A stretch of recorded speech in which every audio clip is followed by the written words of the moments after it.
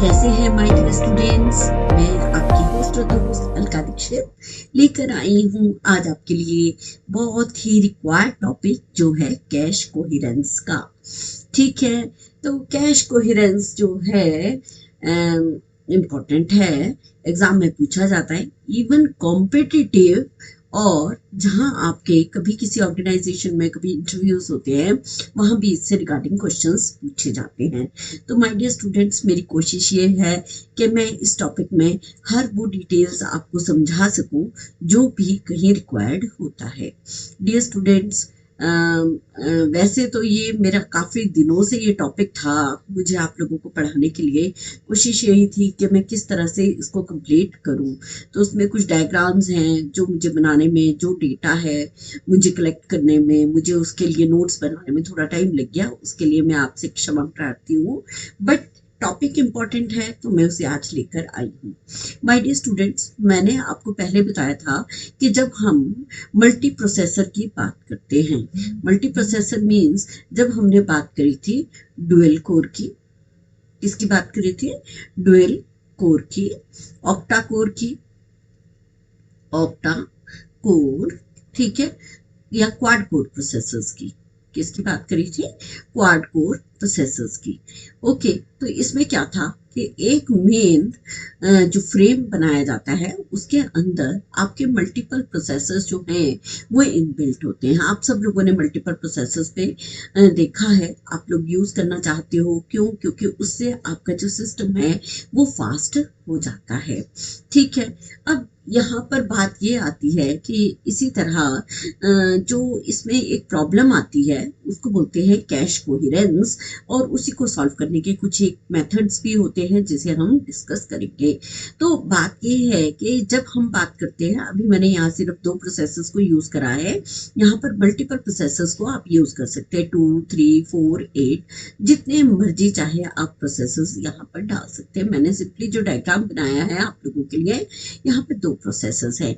आपको ये भी बताया गया था कि जो भी प्रोसेसर्स हैं उनके पास अपनी क्या होती है, हर एक प्रोसेसर की अपनी L1 एंड L2 कैशे होती है जो शेयर करती है ये। ठीक है, जो सॉरी शेयर नहीं करती, ये तो है इनकी प्राइवेट कैशेस।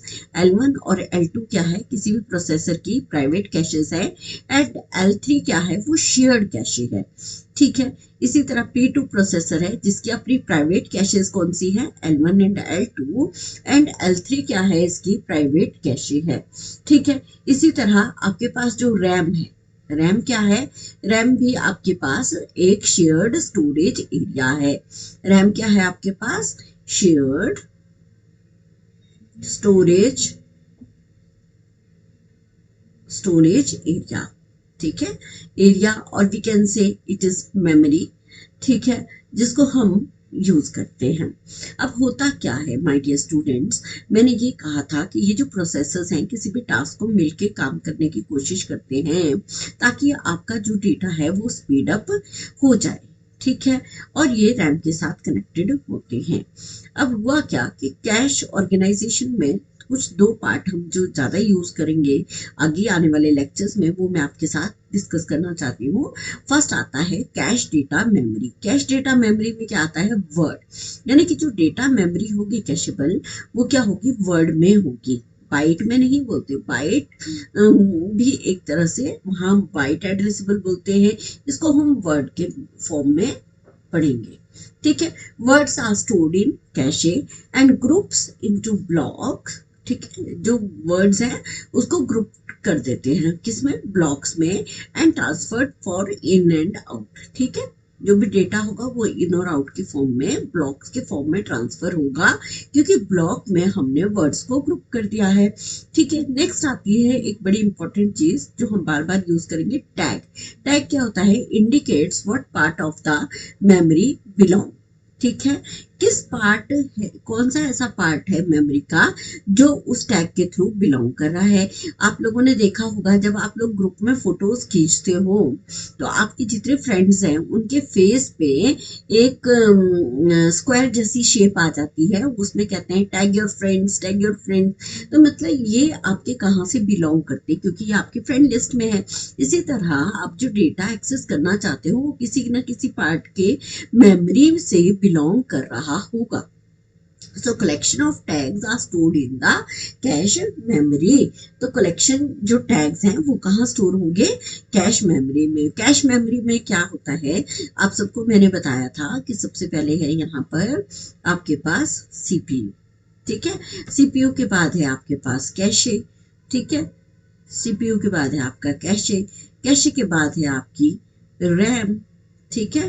क्या है, कैशे के बाद है रैम, और रैम रैम के बाद आ जाती है आपकी सेकेंडरी मेमोरी, ठीक है, सेकेंडरी मेमोरी, ठीक है।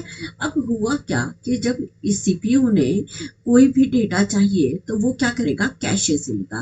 कैशे के पास क्या मिलेंगे, टैग मिलेंगे। टैग मीन्स पूरा डेटा नहीं मिला, कुछ कुकी मिल गई, कुछ फ्रेम, कुछ पार्ट मिल गया जो पूरे उस डेटा से बिलोंग करता है जो सीपीयू को चाहिए।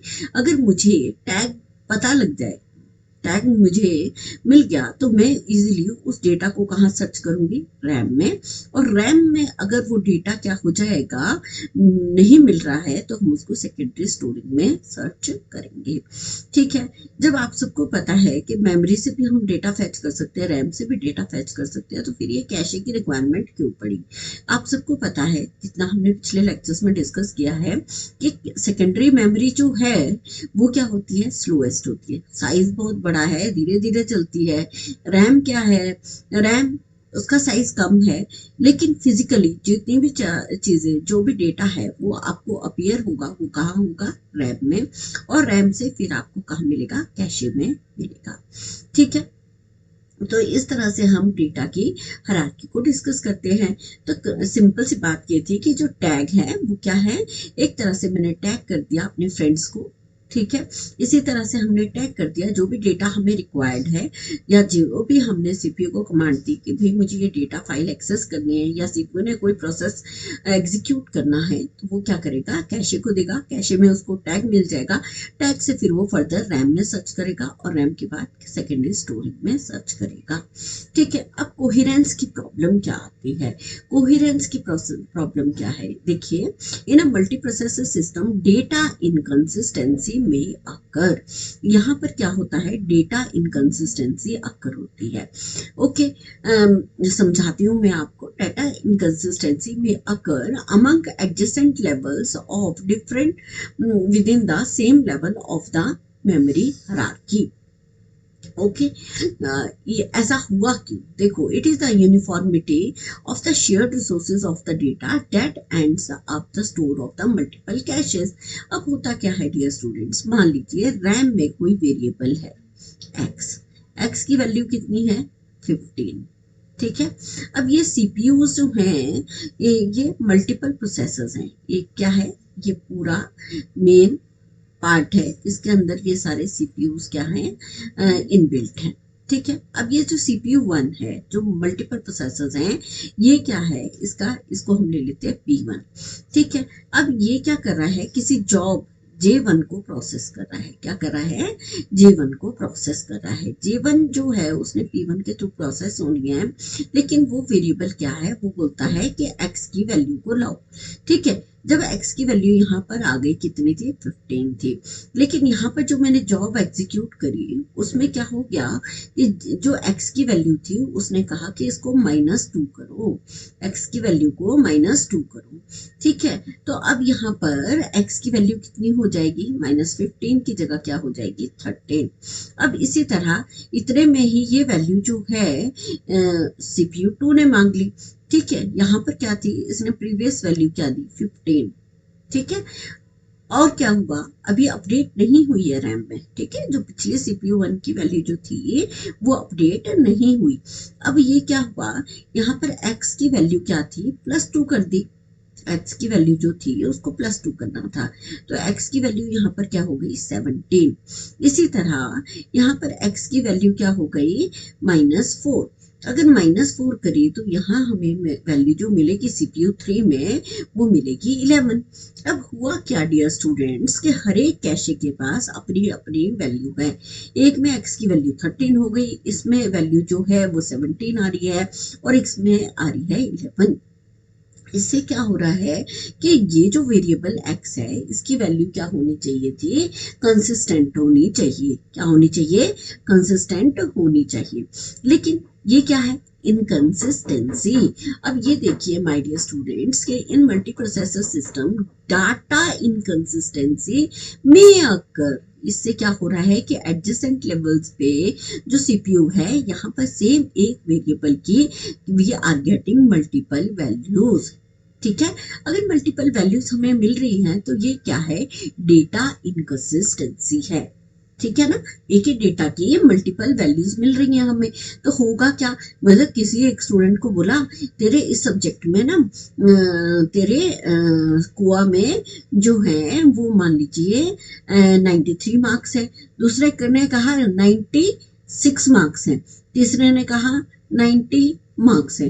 तो हुआ क्या कि ये जो 3 अलग अलग मार्क्स मिल रहे हैं एक स्टूडेंट को, वो क्या हो गया, वो डाटा इनकंसिस्टेंसी हो गई। ठीक है, इसी तरह से हमारे पास in a shared memory multiprocessor with a separate cache memory for each processor, it is possible to have many copies of any one instruction operand. One copy is in the main memory and one in the cache memory. When one copy of an operand is changed, अगर एक copy किसी operand की क्या हो जाती है, change होगी, the other copies of the operand must be changed also. यही तो बात है कि हमें जो इस इनकंसिस्टेंसी, जो कोहेरेंस की प्रॉब्लम है, उसको हमें सॉल्व करना है ताकि जो हमें रैम में एग्जैक्ट वैल्यू शो हो। ठीक है, तो एक बार आपको फॉर्म दिख रहा है, आप कोई फॉर्म फिल कर रहे हैं, वो दिख रहा है कि हाँ जी फीस सबमिट हो गई। अच्छा, दूसरे ने कहा रिसीट जनरेट नहीं हुई, तीसरे ने कहा अभी अपडेट हो रही है, हुई नहीं है। तो उससे क्या होगा, अगर 3 अलग अलग मैसेजेस आ जाएंगे एक ही यूजर को स्क्रीन पे, तो वो क्या हुआ, वो कोहेरेंस की प्रॉब्लम है, डेटा इनकंसिस्टेंसी है, यानी कि हमें एग्जैक्ट वो वैल्यू तो मिल ही नहीं रही जो हमें चाहिए थी।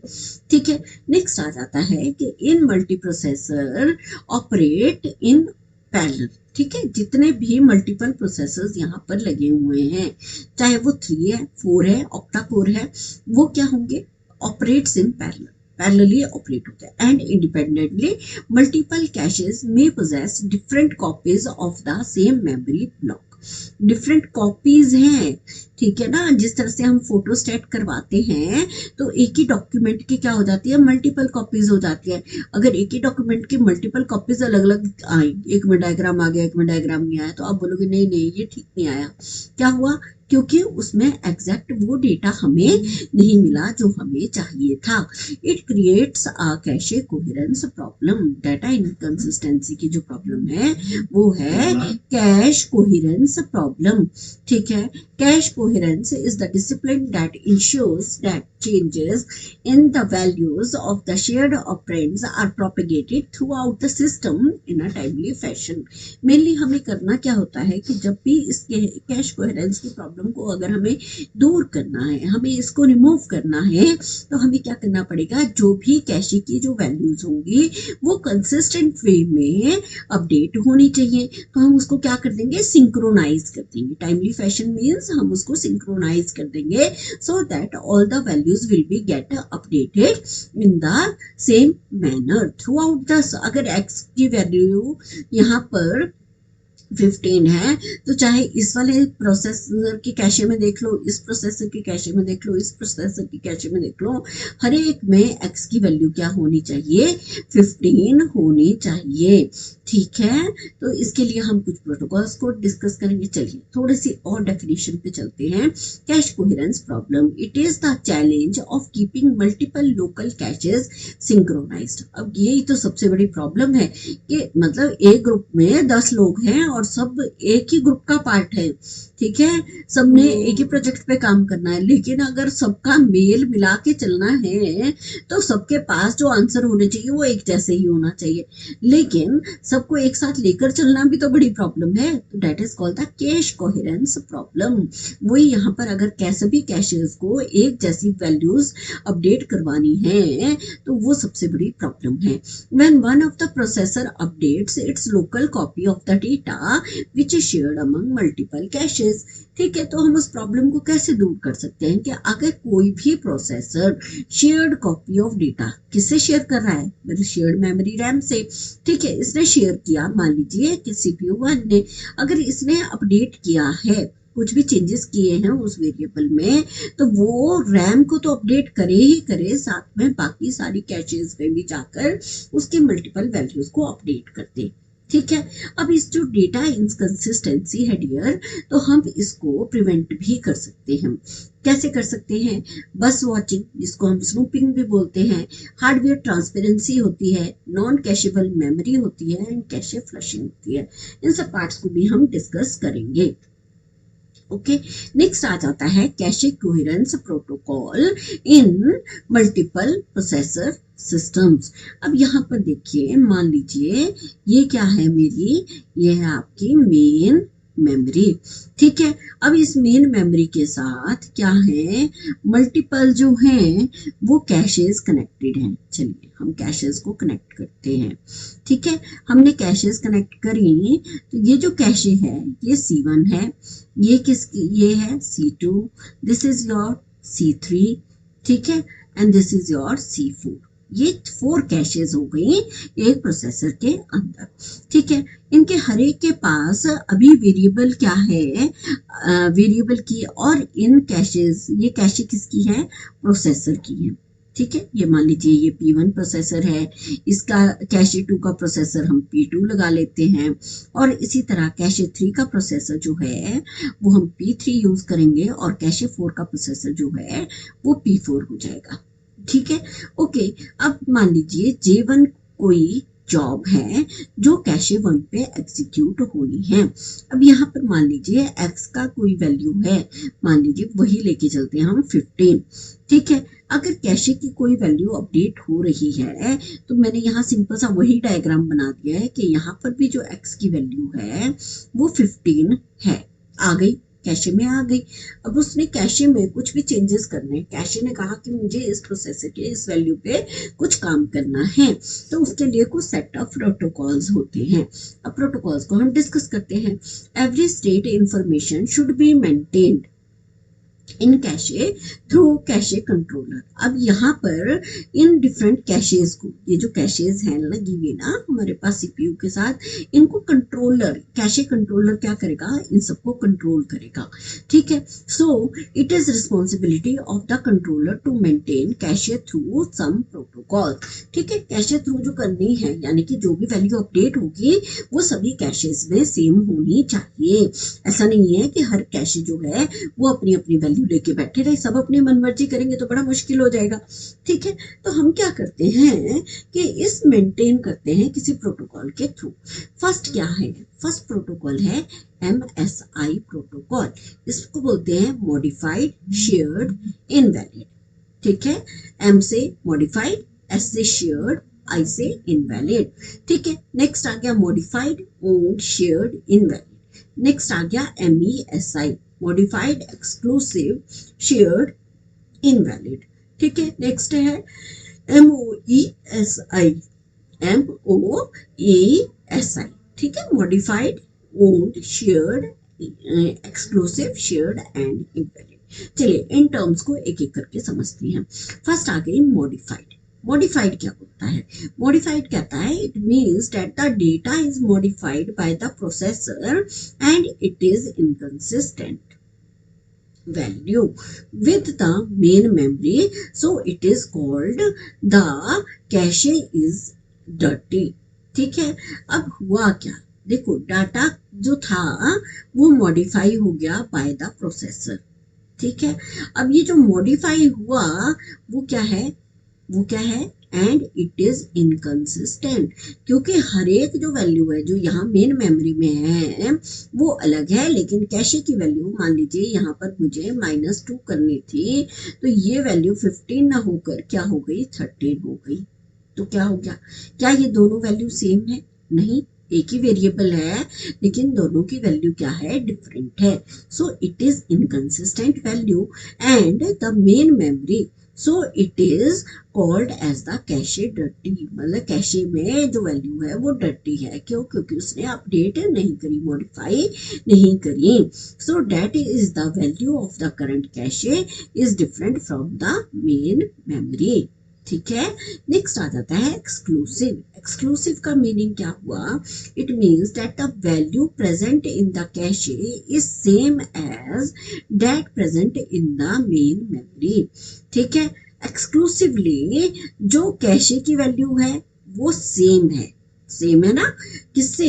मेन मेमोरी से। मतलब ये दोनों वैल्यू जो है, दोनों मेमोरीज जो है वो एक ही आंसर दे रही है। ये अगर यस बोल रही है तो ये भी यस बोल रही है। ठीक है, अगर दोनों का आंसर सेम है तो ये वैल्यू क्या होगी, क्लीन होगी। इसको बोलते हैं एक्सक्लूसिव। ठीक है डियर स्टूडेंट्स, नेक्स्ट आती है शेयर्ड। शेयर्ड का मीनिंग क्या होता है? It means that the cache value holds the most recent data copy and that is what shared among all the cache and the main memory as well। ठीक है, जो भी मोस्ट रिसेंट, जो सबसे लेटेस्ट डेटा की copy होगी वो shared among all the caches. ठीक है, जो भी अपडेट करा, मान लो इसने अपडेट करा 13, तो ये क्या करेगा, इसको भी अपडेट करेगा, इसकी वैल्यू भी, अब जो लेटेस्ट वैल्यू 13 हो जाएगी, बाकी इन सब कैशेस में भी वो वैल्यू अपडेट हो जाएगी। तो शेयर करना है, किसको करना है? मेमोरी को भी करना है, साथ में मल्टीपल कैशेस को भी करना है। ओन्ड का मतलब क्या हुआ? It means that the current cache holds the block. ठीक है, जो भी करंट कैशे ने ब्लॉक को होल्ड कर रखा है, जैसे x इज इक्वल टू 13 को होल्ड कर रखा है, and is now the owner of that block. अब क्या है, इस टाइम वही ओनर है। ठीक है, वही ओनर है ना इस टाइम इसका, एक्स की वैल्यू का।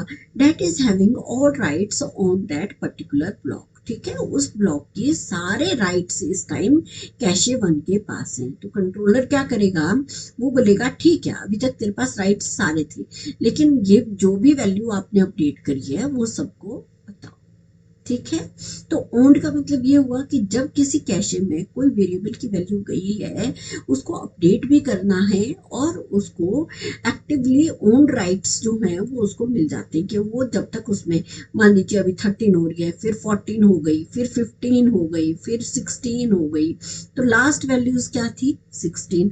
तो अभी तक जितने भी ऑपरेशंस हुए वो इसी कैशे में हुए हैं, वो सारे ऑपरेशंस इसी कैशे में हुए हैं। तो लास्ट वैल्यू क्या हो गई, 16 हो गई। तो जितने भी ऑपरेशंस परफॉर्म होने थे इस कैशे के अंदर, उसकी ओनर कौन था, C1 ही था। इनवैलिड क्या होता है? इनवैलिड होता है this state that the current cache block itself is invalid. ठीक है, अगर मान लीजिए कोई भी और अदर डेटा उसको कोई अपडेट कर रहा है। ठीक है, मान लीजिए अगर आप कोई बैंक में ट्रांजैक्शन कर रहे हैं और दो लोग क्या हैं, ओनर हैं उस अकाउंट के। अगर सेम टाइम पे कोई पर्सन उसको एक्सेस कर रहा है, मान लीजिए आपकी ईमेल भी एक्सेस कर रहा है या आपका कोई अकाउंट एक्सेस कर रहा है, तो दूसरे को उसी टाइम वो पार्ट क्या हो जाता है, इनवैलिड हो जाता है। उसी तरह से यहाँ पर भी इनवैलिड हो रहा है, and is required to be fetched from other cache of the main memory. ठीक है, अदर कैशे, आई होप कि आपको ये क्लियर हो गया होगा कि जो भी डेटा फेच करना है फ्रॉम द अदर कैशे और द मेन मेमोरी, वो क्या हो जाएगा, वो इनवैलिड हो जाएगा। क्यों? क्योंकि उसी डेटा को कोई दूसरी कैशे एक्सेस कर रही है। तो ये क्या हो गए, प्रोटोकॉल हो गए। किसी तरह से हम उन प्रोटोकॉल्स के थ्रू क्या करेंगे, ये मल्टीपल स्टेट्स के थ्रू, मॉडिफाइड है, एक्सक्लूसिव है, शेयर्ड है, ओन्ड है, वैलिड है, तो कैशे कंट्रोलर क्या करेगा, इन सब पार्ट्स को चेक करेगा। क्या मेरे कैशे में कोई वैल्यू मॉडिफाई हो रही है, एक्सक्लूसिव है, क्या वो शेयर्ड स्टेट में है, क्या वो ओन स्टेट में है, और या वो इनवैलिड है। ठीक है, तो वो सारी वैल्यूज को चेक करने के लिए हमें इस कैश क्लियरेंस प्रोटोकॉल्स को हम स्टडी करते हैं। ठीक है, अब कैश कोहेरेंस प्रोटोकॉल में ही डियर स्टूडेंट्स ये और कुछ चीजें आ जाती हैं, जैसे कि आ गई स्नूपिंग बेस्ड प्रोटोकॉल या बस बेस्ड प्रोटोकॉल। ठीक है, स्नूपिंग क्या होती है? स्नूपिंग का मतलब होता है मॉनिटरिंग करना। ठीक है, स्नूपिंग का मतलब क्या होता है? मॉनिटरिंग करना। मॉनिटर क्या होता है? मॉनिटर देखता रहता है ना क्लास में कि सारे बच्चे प्रॉपर बैठे हैं, है ना, और कोई गड़बड़ तो नहीं कर रहा। ठीक है, तो वही काम स्नूपिंग हमारा यहाँ भी कर रहा है, क्योंकि बस बेस्ड प्रोटोकॉल है तो ये बस की स्नूपिंग करेगा, मॉनिटरिंग करेगा कि कौन सा सिस्टम है, कौन सा प्रोसेसर है जो डेटा भेज रहा है, कौन अपडेट कर रहा है, कौन क्या कर रहा है। तो अब जब अपडेट होगा तो क्या होगा? Here broadcast messages are used and cache are connected through the bus while using. ठीक है, तो ब्रॉडकास्ट क्या होता है? आप लोगों ने देखा होगा, आकाशवाणी से न्यूज़ सुनी होगी, या कभी कोई सीएम के या कोई स्पोर्ट्स जब आप देखते हैं तो वहां पर जितना भी है वो क्या होता है? लाइव शो होता है। या जब आप रेडियो पे न्यूज़ सुनते हैं तो एक जैसा मैसेज, एक जैसी न्यूज़ जो है वो सभी को ब्रॉडकास्ट हो जाती है, सभी को सेम मैसेज मिलता है। तो अब अगर एक शेयर्ड बस के साथ, ये देखिए जैसे हमने यहाँ पर करा था, ये शेयर्ड बस है। ठीक है, तो ये शेयर्ड बस पे अगर हम स्नूपिंग लगा दें, क्या कर दे? स्नूपिंग लगा दे, तो ये स्नूपिंग के अंडर जो है वो कंट्रोलर जो है वो मॉनिटरिंग करता रहेगा। मॉनिटरिंग करेगा, क्या करेगा कि देखता रहेगा कि हाँ जी कौन कब डेटा भेज रहा है। ठीक है, अगर किसी ने अपडेट किया और अपडेट करके वो क्या करेगा? वो सबको इन्फॉर्म नहीं करेगा, वो इस बस पे अपडेटेड वैल्यू डाल देगा। क्या करेगा? अपडेटेड वैल्यू को बस पे डाल देगा।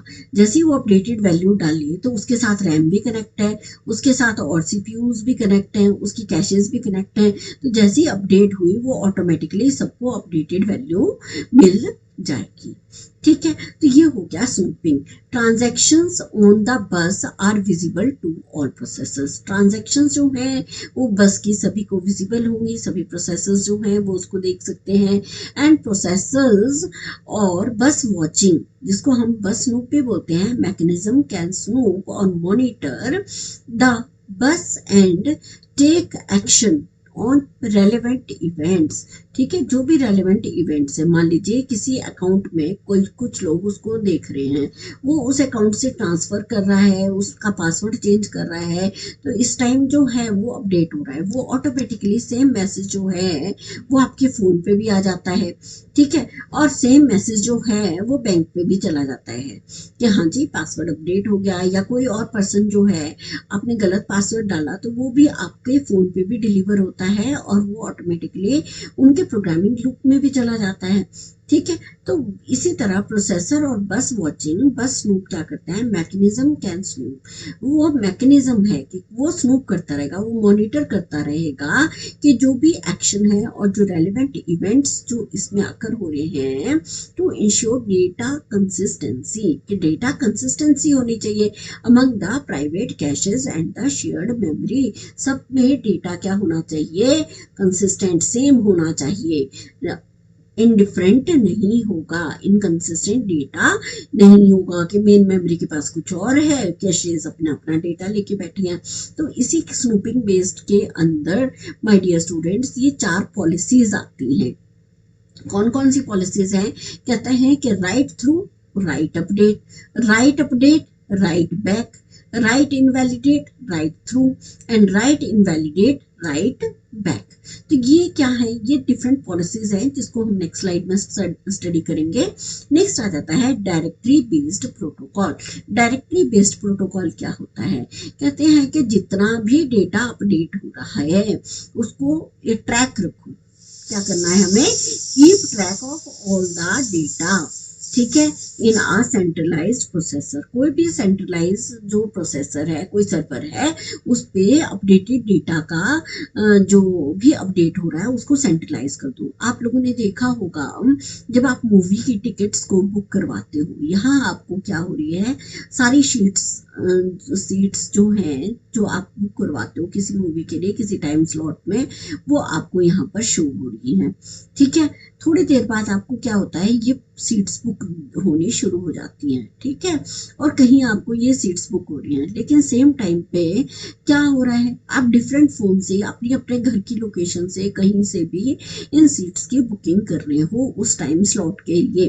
तो इसी तरह ये जो सीट्स की बुकिंग है वो उस पर्सन को तो दिख ही रही है जिसने ये सीट बुक करी है, लेकिन बाकी और जितने भी लोग हैं जो अपने अपने प्रोसेसर से, अपने अपने फोन से, अपने अपने लैपटॉप से इन सीट्स की बुकिंग कर रहे हैं, उन सबको भी ये चीजें शो हो रही हैं। तो centralize processor and keep track of all the private directories. ठीक है, सबकी अपनी अपनी डायरेक्टरीज हैं, तो इन द मल्टीप्रोसेसर सिस्टम तो कीप अपडेट, सभी की वैल्यूज को अपडेट करना है। Here nodes are connected while scalable connection. ठीक है, अब यहाँ पर जो है वो नोड्स क्या है, कनेक्टेड है। सबसे बड़ी बात क्या है, नोड्स क्या है, कनेक्टेड है आपस में by scalable connection and implementing point to point communication. ठीक है, यहाँ पर स्केलेबल कनेक्शन है और यहाँ पर पॉइंट टू पॉइंट कम्युनिकेशन हो रहा है। ओके, नेक्स्ट इसी में हम एक नोट है कि cash coherence protocol is hardware based solution in cache coherence problem. ये क्या है, ये एक तरह का हार्डवेयर बेस्ड सॉल्यूशन है। ओके, तो चलिए नेक्स्ट स्लाइड पे आते हैं। नेक्स्ट है हमारे पास cache write policies. Cache write policies में कि कैशे में जब भी डेटा राइट किया जाएगा तो उसकी पॉलिसीज क्या रहेंगी। कहता है right through with update protocol. कहता है कि इन the right through we all write operations are made to the main memory as well as to the cache, ensuring that the main memory is always valid। ठीक है, कि हमें cache में कोई भी डेटा मिल रहा है, लेकिन हम फिर भी हम क्या देखेंगे कि जो मेन मेमोरी पे हमें रैम से जो डेटा मिलेगा वो हमेशा क्या होगा, वैलिड होगा। अगर किसी कैशे ने अपडेट किया है अपना डेटा, ठीक है, ये मान लीजिए कैशे C1 है ना, और वो किसी रैम के साथ कनेक्ट है। ठीक है, ये रैम के साथ कनेक्ट है। अगर इसने अपडेट किया, यहाँ अपडेट किया, एक्स की वैल्यू क्या करती थी, 13 करती थी, तो ये बाकी कैशे तो बताएगा, लेकिन ये सबसे पहले क्या करेगा, अपडेट करेगा, थ्रू करेगा, किसको करेगा, रैम को। रैम पे हमेशा क्या मिलेगी, क्योंकि और जितने भी हैं उन सबको अगर वैल्यूज चाहिए तो वो कहाँ से मिलेंगी, वो मिलेंगी कैशे से। ठीक है, रैम को जितनी भी वैल्यू मतलब और कैशेस को जितनी भी वैल्यूज चाहिए वो सब किसको कॉन्टेक्ट करेंगे, वो करेंगे रैम को कॉन्टेक्ट। ठीक है, तो रैम के पास हमेशा वैलिड वैल्यू होनी चाहिए। ठीक है, that is write through and update protocol. Okay, when a processor writes a new value into its cache, the new value is also written into the memory part that holds the cache block being charged. ठीक है, cache का block जो है वो हमेशा charge होना चाहिए। ठीक है, यानी कि अपडेटेड वैल्यू वहां पर होनी चाहिए। सम कॉपीज ऑफ दिस ब्लॉक में एग्जिस्ट इन अदर कैशेस। ठीक है, अदर कैशे में भी हो सकती है इस ब्लॉक की वैल्यूज, जैसे हमने शुरू में किया था। That must be updated to reflect the changes caused by the write operation. ठीक है, राइट ऑपरेशन के थ्रू जो भी वैल्यूज हैं वो रिफ्लेक्ट होनी चाहिए, वहां पर शो होनी चाहिए। और क्या होना चाहिए, we update the other cache copies by doing a broadcast.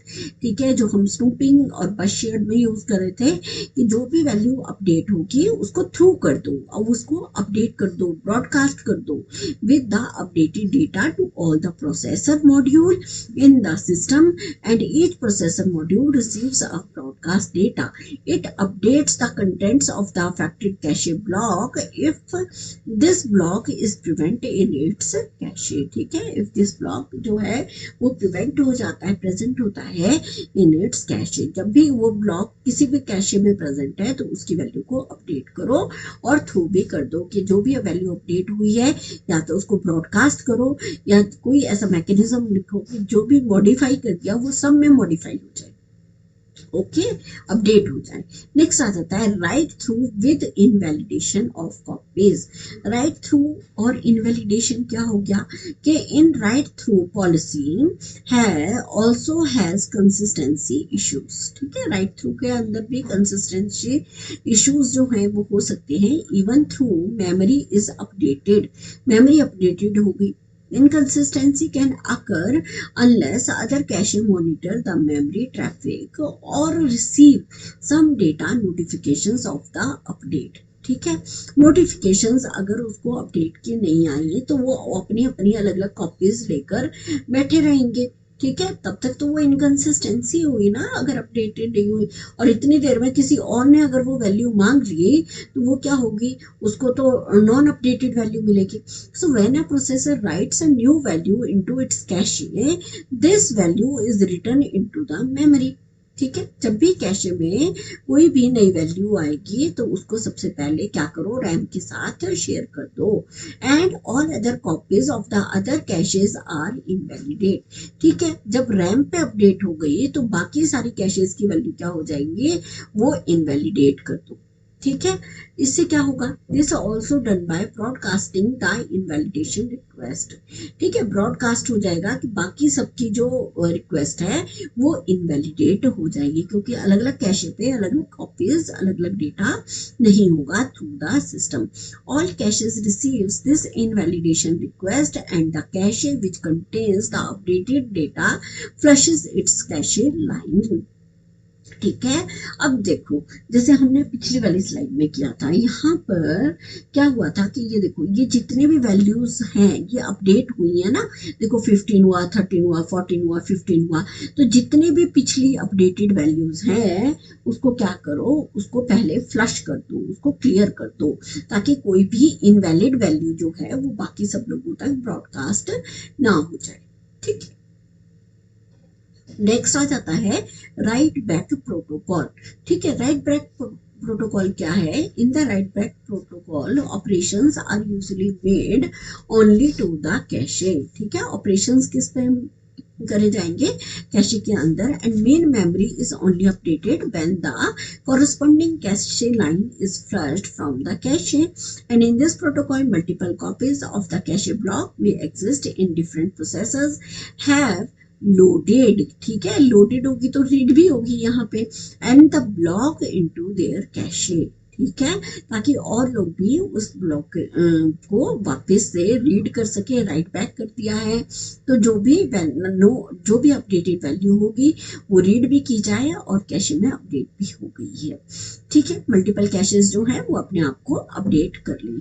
In this approach if some processor wants to change this block, अगर कुछ प्रोसेसर्स जो हैं वो इस ब्लॉक को चेंज करना चाहते हैं, इसमें अपडेटेड वैल्यू को चेंज करना चाहते हैं, it must first become to exclusively owner of the block. वो क्या होने चाहिए, अगर कोई अपडेट कर रहा है, अब मेरे अकाउंट में मेरा पासवर्ड है, मेरे उससे कोई और थोड़ी ट्रांसफर कर सकता है, तो मैं एक्सक्लूसिवली ओनर हो जाऊंगी अपने अकाउंट की, अपने उस ट्रांजैक्शन की। ठीक है, अगर वो लीक होता है कहीं तो क्या बोलते हैं, अपना OTP शेयर ना करो, अपना अकाउंट का पासवर्ड ना शेयर करो, तो एक्सक्लूसिवली आप क्या हैं, आप ओनर हैं उसके। ठीक है, जो भी चेंजेस होंगे वो आपके थ्रू ही होंगे। तो राइट बैक कौन, प्रोटोकॉल, एक्सक्लूसिवली ओनर आप हैं तो आपकी पूरी रिस्पॉन्सिबिलिटी है। So when the ownership is granted to the processor by the memory module that is the home location of the block. ठीक है, and all other copies including the one of the memory module are invalidated. ठीक है, तो जो owner होगा वही उसी के पास पूरी अथॉरिटी है कि वो उसमें क्या चेंजेस कर रहा है, और बाकी जितनी भी वैल्यूज होंगी या कहीं और से कोई भी ट्रांजैक्शन हो रही होंगी वो सारी क्या हो जाएंगी, वो इनवैलिड हो जाएंगी। Now the owner of the block में change the content of the memory, जिस तरह से हम पासवर्ड वगैरह चेंज करते हैं ना अपने, ठीक है, तो ओनर का क्या है, वो कंटेंट को चेंज कर सकता है। When another processor wishes to read this block, read करने में कोई प्रॉब्लम नहीं है, रीड कर रहा है कर ले, ठीक है, बट उसमें राइट नहीं कर सकता, ठीक है। The data are sent to this processor by the current owner and the data are also sent to the home memory module, ठीक है, which requires the ownership and updated the block to certain the latest to contain the latest value, ठीक है, update करना है और contain करनी है latest value जो भी होगी, वही आपका अपडेटेड पासवर्ड होगा, वही आपका अपडेटेड डेटा होगा। सिंपल सा आप एग्जांपल अपने ही डेली लाइफ से ले सकते हैं। नेक्स्ट आ गया राइट अपडेट। राइट अपडेट क्या हुआ, update looks the simplest, most obvious and the fastest, ठीक है, सिंपलेस्ट है, हम सबको पता है ना कि अपडेट हो गया जी, रिजल्ट अपडेट हो गया, डाटा अपडेट कर दिया मैंने, या मैंने पासवर्ड अपडेट कर दिया, है ना, तो ये क्या हो गया, मोस्ट ऑब्वियस है, फास्टेस्ट है, ठीक है, जो भी अपडेटेड वैल्यू होगी वो फास्ट होगी। Multiple writes to the same word, no intervening read, ठीक है, नो इंटरवेनिंग रीड, जब अपडेट हो रही है ना कोई वैल्यू तो किसी को भी रीड करने मत दो, ठीक है, किसी को भी रीड मत करने दो जब तक वो अपडेट नहीं हो जाती, नहीं तो क्या होगा कि सब अलग अलग मैसेज को पढ़ के अलग अलग सोचना शुरू कर देंगे, तो अलग अलग कैशेस को सोचने ही मत दो, जब तक अपडेट हो रही है तब तक बाकी सबकी इंटरवेनिंग बंद कर दो। Need only one invalidate message, सिर्फ एक इनवैलिडेट मैसेज जो है वो सबको दे दो, but would require an updated for each, जब अपडेट हो जाए तो अलग से मैसेज पास कर देंगे, ठीक है। Write to same block is usual, multi word cache blocks require only one invalidate but would require multiple updates, इससे क्या होगा, इट रिक्वायर्स मल्टीपल अपडेट्स जो हैं वो उसको चाहिए, ठीक है, जब तक वो चीजें अपडेट नहीं होती तो मल्टीपल अपडेट्स, आप लोगों ने देखा होगा जब आप फॉर्म फिल कर रहे होते हो, ठीक है, बहुत सारी उसके अंदर सेक्शंस होते हैं, उसको आप अपडेट, लेकिन अगर उसमें कोई भी पार्ट अगर आपका छूट जाता है तो बाकी सब चीजें तो अपडेटेड वैल्यू दिखाता है, लेकिन जो आपने फिल नहीं किया है उसको बार बार वो फिल करने को, कंप्लीट करने को बोलता है कि आप इस चीज को अपडेट करो, आप इस सेक्शन को कंप्लीट करो।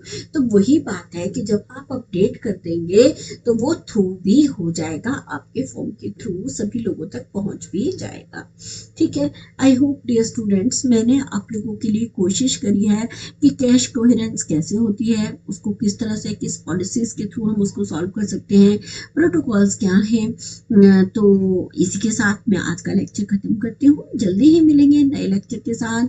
Wish you all the best and keep smiling, keep studying, okay, bye bye.